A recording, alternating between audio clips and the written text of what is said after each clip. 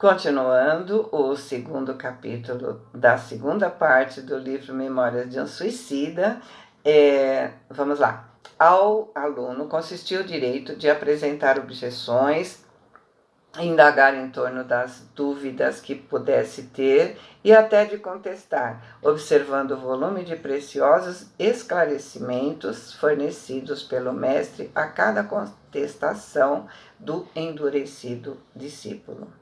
Então, aqui ele coloca a seguinte observação: seria uma como doutrinação levada a efeito pelo guia, como as que costumamos assistir nas sessões experimentais, bem dirigidas do espiritismo, certamente avantajada pelas circunstâncias e pela sabedoria do expositor. Continuando, e tal labor da exclusiva competição da consciência poderia ser tentado por todos os reclusos, independendo da cultura intelectual. Perplexo diante da intensidade e extensão dos serviços na torre, indagamos ao paciente elucidador. Uma vez que esse pobre espírito se convença da necessidade do bem para onde será encaminhado, que vai ser dele? E por que obtém, apesar da má vontade manifesta, mestre de tal valor, lições profundíssimas como as que presenciamos, ao passo que nós, que nos dispomos a trilhar o futuro de boa mente através de seus conselhos, mal vislumbramos esses iniciados que tanto nos agradam e nem conseguimos sequer um texto onde aprendamos as leis que nos regerão daqui para diante, quanto mais apetrechos de escrita. A resposta foi concludente e não se fez esperar. Em primeiro lugar, esclareceu o Padre Anselmo, você não deveria esquecer que são enfermos a quem somente agora concederam alta do hospital.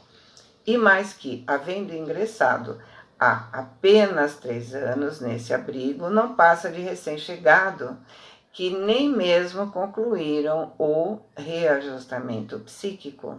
Aliás, tão flagrante diferença se patenteia nas suas mútuas condições que não admitem sequer o confronto para discussões. Portanto, não se admirem que esse que acolá observamos obtenha o que parece imerecido. Sua época de iluminação virá a seu tempo e não perderão por esperá-la. Há 38 anos, Agenor Penalva ingressou nessa torre e só agora concorda em se aplicar ao indispensável estudo de si mesmo para acatar a lei e minorar a própria situação, que lhe vem pesando amarguradamente. De outro lado, justamente devido à inferioridade moral de que se rodeia, necessita maior vigilância e assistência do que vocês, cujos pendores para a conversão à luz muito bem desejam para o futuro. Trabalho prolongado tem requerido o endurecimento do coração em que aquele pecador se entrincheirou, temeroso como se sente das consequências futuras dos desbaratados que converteram a sua vida em trevas. Foi mesmo necessária a perseverança paternal de um Oliver de Guzman, afeito ao trato com os nativos do norte e semibárbaros do oriente, a fim de convencer o grande transviado que aí tende ao encorajamento para a emenda. Ele voltará muito em breve à reencarnação.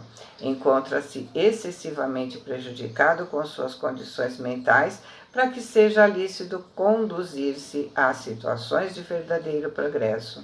Só uma existência terrena longa, dolorosa, operando-lhe decisivas transformações mentais, por aliviar da consciência sobrecarregada de sombras, considerável bagagem de impurezas, permitirá oportunidades para os novos traçados na rota do progresso normal.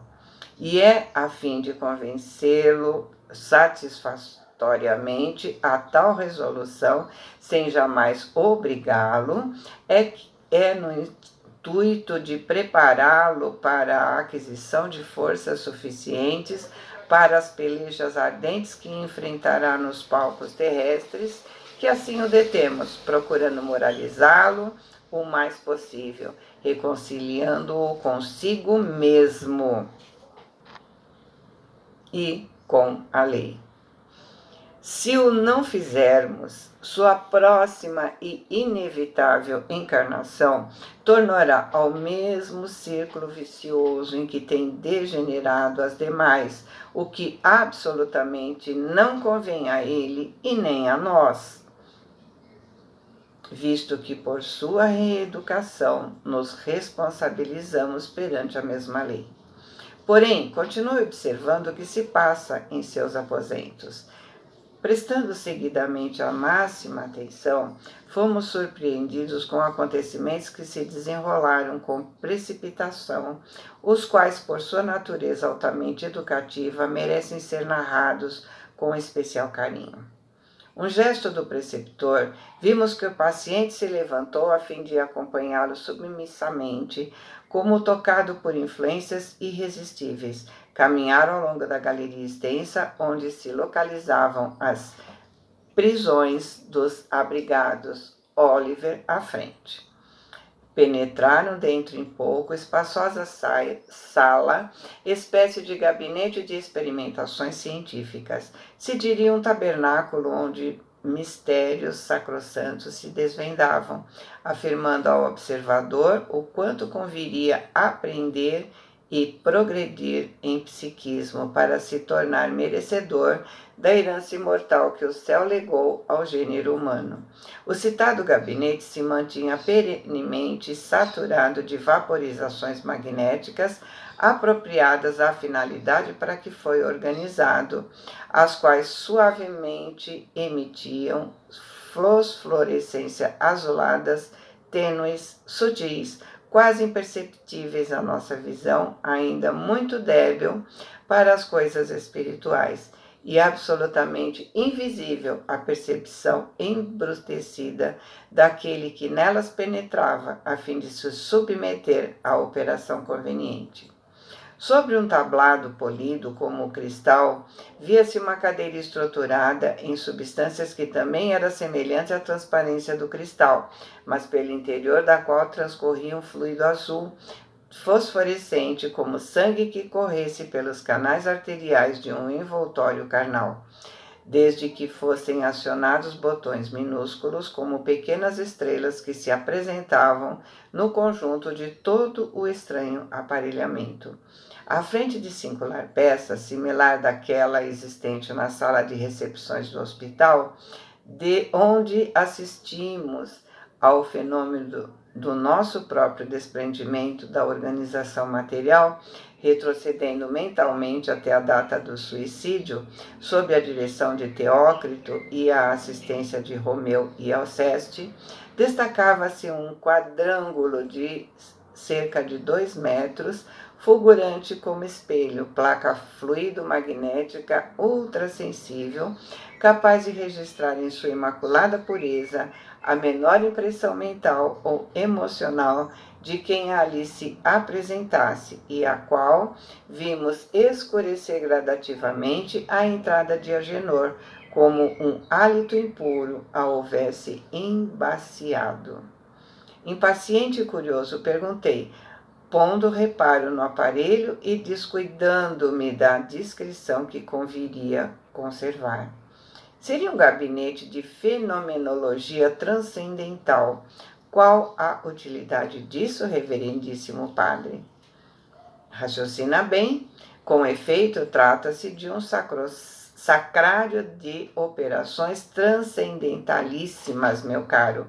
O aparelhamento que você vê harmonizado em substâncias extraídas dos raios solares, cujo magnetismo exercerá a influência do ímã, é uma espécie de termômetro ou máquina fotográfica com que costumamos medir, reduzir e movimentar os pensamentos, as recordações, os atos passados que se imprimiram nos refolhos dos psíquicos da mente e que pela ação magnética ressurgem como por encanto dos escombros da memória profunda de nossos discípulos para impressionarem a placa e se tornarem visíveis como a própria realidade que foi vivida.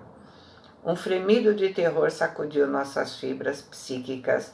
O primeiro ímpeto que tivemos ouvindo a resposta sucinta quanto à profunda em sua vertiginosa amplitude foi o de fugir, apavorados que ficamos diante da perspectiva de também vermos nossos pensamentos e ações passadas ali, assim, devassados.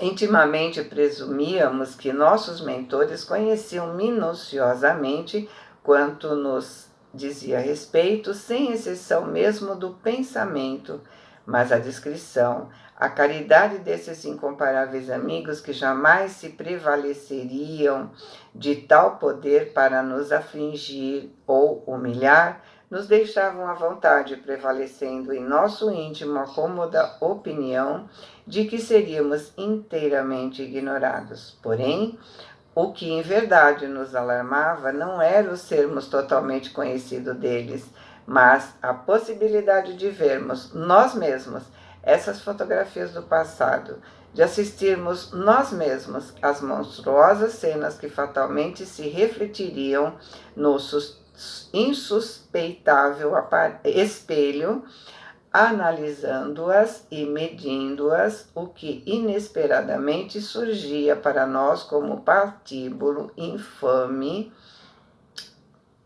que nos aguardaria com um novo gênero de suplício. E o lente emérito, diretor interno da torre de vigília, continuou explicando.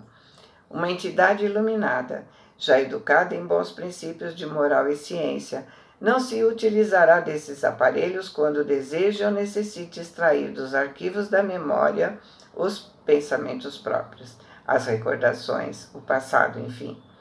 A simples expressão da vontade, a energia da mente acionada em sentido inverso bastará, e o que foi passado se tornará presente, vivendo os momentos que foram evocados, tal como os viveu realmente. Porém, para a reeducação dos inexperientes e dos inferiores, tornam-se úteis e indispensáveis, motivo pelo qual os utilizamos aqui, facilitando assim o nosso serviço. Mas tudo quanto obtivermos da mente de cada um será para nós como sacrossanto depósito que jamais será traiçoado, podendo-se mesmo adiantar que apenas o mestre instrutor do paciente será o depositário dos seus terríveis segredos, guardando-os zelosamente para a instrução do mesmo, pois assim determinam as leis da caridade. Esporadicamente, como nesse momento, poderemos algo surpreender, visto tratar-se da iluminação da coletividade, ainda com maior razão quando essa coletividade se anima de boa vontade para o progresso e do critério que vemos irradiando de vocês. No entanto, Agenor, visivelmente apavorado com a afeição que iam tomando os acontecimentos, apelou para a mistificação, ignorando a alta mentalidade daquele por quem era servido, o qual piedosamente se diminuiu a fim de ser melhor compreendido. Não, Senhor, meu mestre, não, Senhor, não fui mau filho para os meus pais. As anotações que ontem apresentei dessa particularidade de minha vida são verdadeiras, juro-vos. Existe, por certo, algum engano no pormenor que o levou a rejeitá-las. Engano e rigor excessivo para comigo. Fazei-me escrever as normas de um bom filho, de acordo com as leis do Senhor Deus Todo-Poderoso, que eu temo e respeito. Quer que, mais uma vez, eu as estude para amanhã expor minhas recordações em torno de minha condição de filho, nas páginas do diário íntimo que sou forçado a criar, analisando-as ao confronto com aquelas normas. Porém, se tenho certeza do que venho afirmando em torno de minhas recordações, para que tão exaustivo labor? Antes, peço encaminhe a quem de direito o meu rogo de libertação. Por que me fazem sofrer tanto? Não existe perdão e complacência na lei do bom Deus que eu tanto amo? Pois sou profundamente religioso e estou arrependido dos meus grandes pecados. Encontro-me aqui há tantos anos. Passei por infernais calabouços nas mãos de hordas malvadas que me arrebatou após o suicídio para sua banda. Atormentado, vagueei por ilhas desertas antes de me submeter aos seus detestáveis desejos. Enfrentei as fúrias tétricas do oceano, abandonado e perdido sobre rochedos solitários. Durante 10 anos me vi acorrentado à cova imunda de um cemitério, onde sepultaram meu corpo asqueroso, enlameado e fétido.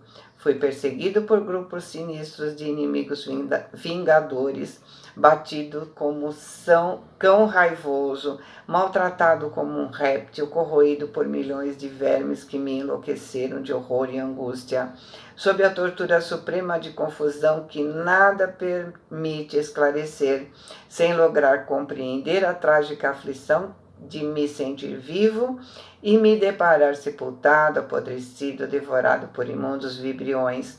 Os malvados me carregaram prisioneiro, atado de cordas resistentes, e me prenderam na própria sepultura em que jazia. Bem, quero dizer, vós já o sabeis, meu mestre, em que jazia aquela que eu amei. Sim, que eu desgracei e depois assassinei, temendo represálias da família, visto tratar-se de uma menina de qualidade aristocrática.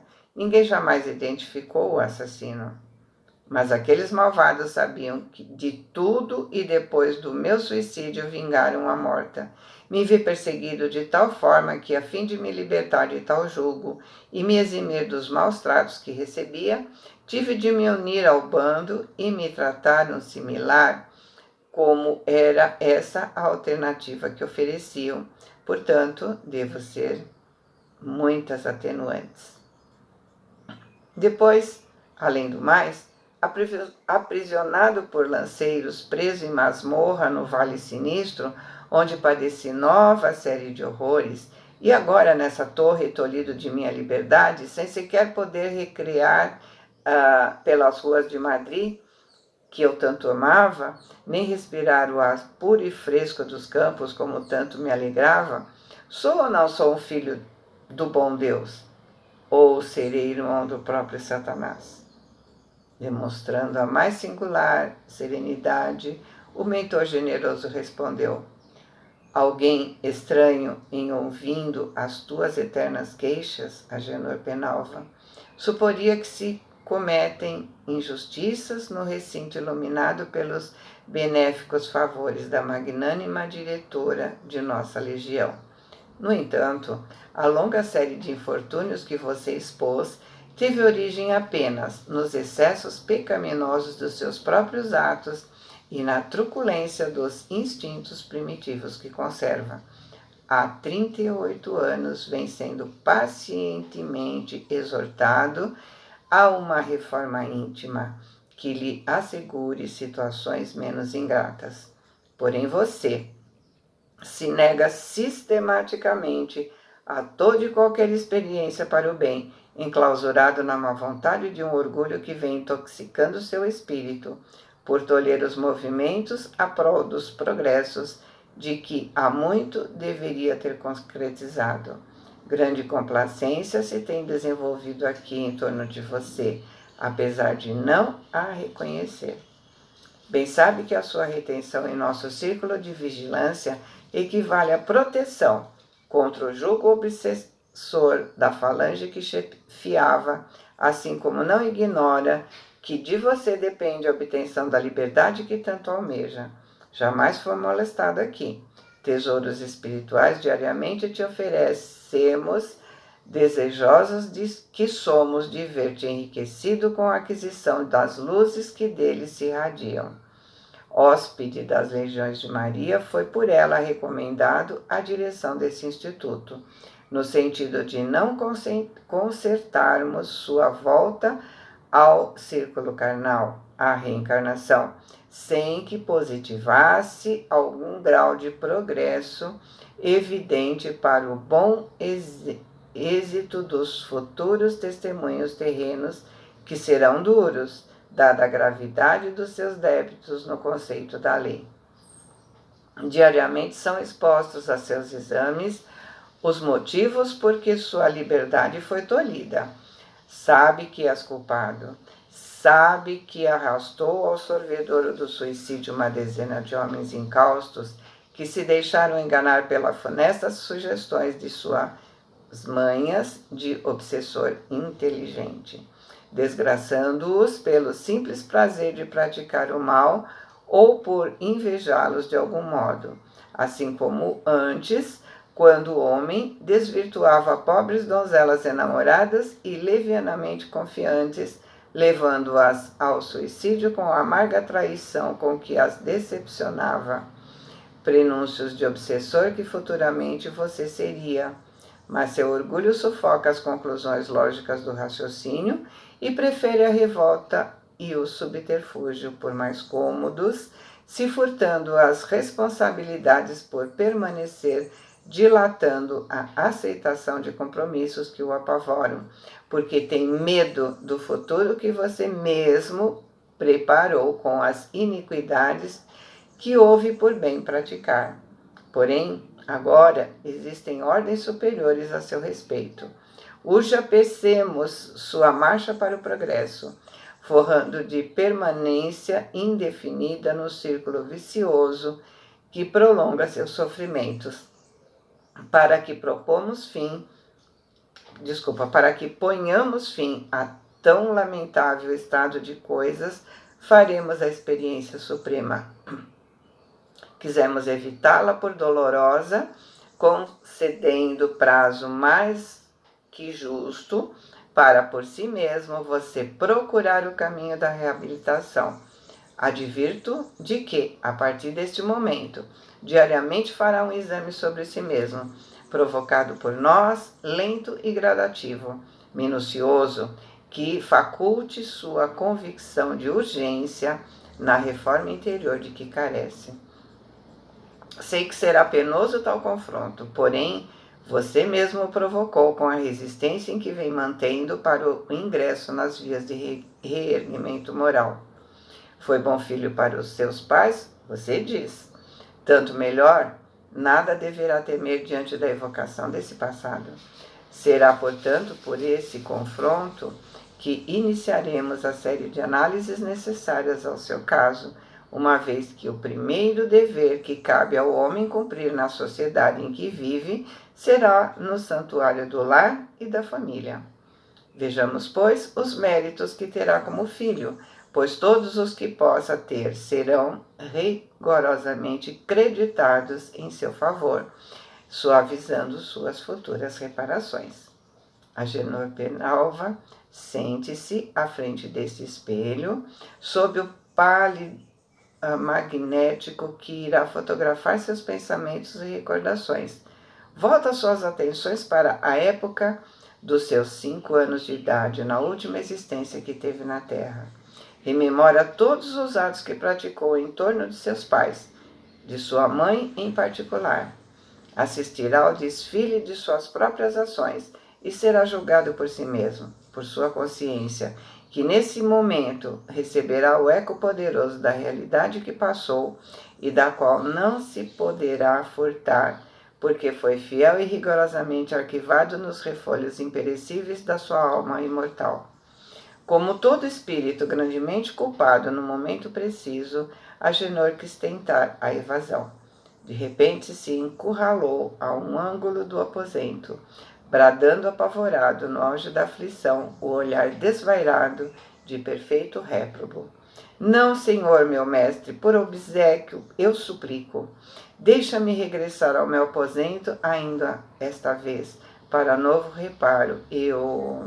Mas pela primeira vez, desde que ingressamos no magno educandário, soou aos nossos ouvidos uma expressão forte e autoritária, proferida por um daqueles delicados educadores, pois que Oliver de Guzman repetiu com energia: Sente-se, Agenor Peralva, ordeno.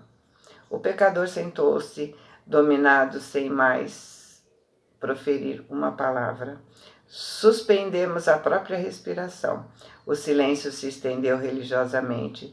Dir-se-ia que a venerável cerimônia recebia as bênçãos da assistência sacrossanta do divino médico das almas, que desejaria presidir ao confronto da consciência de mais um filho pródigo, prestes a se encaminhar para os braços perdoadores do pai.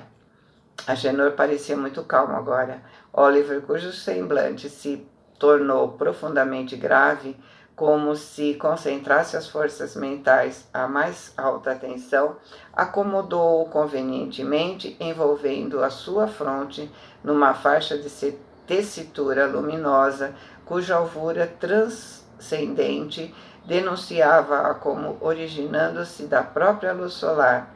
No entanto, a faixa que lembraria uma grinalda prendia-se ao pálio que cobria a cadeira por fios luminosos, quase imperceptíveis, de natureza idêntica, o que nos levou a deduzir ser o pálio o motor principal desse mecanismo, tão simples quanto magnífico na sua finalidade. A tela, por sua vez, também se ligava ao pálio por múltiplas estrias lucilantes, parecendo harmonizada no mesmo elemento de luz solar. Porém, a voz do mentor se elevou autoritária, envolvida, embora de intraduzíveis vibrações de ternura. Você tem 5 anos de idade, Agenor Peralva, e reside no solar paterno, nos arredores de Málaga. É o único filho varão de um casamento feliz e honrado, e seus pais sonham preparar um futuro destacado e brilhante. São profundamente religiosos e praticam nobres virtudes de envolta com as ações diárias, acariciando o ideal de se consagrarem a Deus, de o consagrarem a Deus, fazendo envergar a alva sacerdotal. Acorda os refolhos da alma, suas ações como filho em torno dos seus pais, de sua mãe particularmente. Faze-o sem vacilar. Está em presença do Criador Todo-Poderoso, que forneceu a consciência como porta-voz de suas leis. Então, surgiu nas nossas vistas assombradas o inenarrável em linguagem humana, o pensamento, as recordações do desgraçado, seu passado, suas faltas, seus crimes mesmo como filho em torno de seus pais, traduzidos em cenas vivas, movimentando-se no aparelho sensível impoluto diante dele, retratando sua própria imagem moral, para que ele a tudo assistisse, revendo-se com toda a hediondez das quedas em que naufragou, como se sua consciência fosse um repositório de todos os atos por ele praticados, e os quais agora, arrebatados do fundo da memória adormecida, por transcendentalíssima atração magnética, se levantassem incendiados, esmagando-o com o peso insuportável da tenebrosa realidade. A lamentável história desse personagem, assassino, suicida, sedutor, obsessor, ocuparia um volume profundamente dramático. Nos furtamos ao desejo de narrá-la para o complemento do presente capítulo. Porém, apresentaremos pequeno tópico do que presenciamos naquela memorável tarde de além-túmulo e que julgamos não será totalmente destituído de interesse para o leitor, já que, infelizmente, nem hoje são comuns os filhos modelos no respeitável instituto da família terrena. Desde os primeiros anos da juventude, Agenor Peralva foi filho indócil e esquivo à ternura e ao respeito dos pais. Não reconheceu jamais as solicitudes de que era alvo. Seus pais teriam escravos cujo dever consistiria em servi-lo, preparando com digno futuro, pois ele era o senhor, isto é, o filho. Na intimidade do lar mantinha atitudes invariavelmente despóticas, hostis, irreverentes, cruéis. Porém, fora do lar, prodigalizava amabilidades, afabilidades, gentilezas, insubmisso a toda e qualquer tentativa de corrigenda.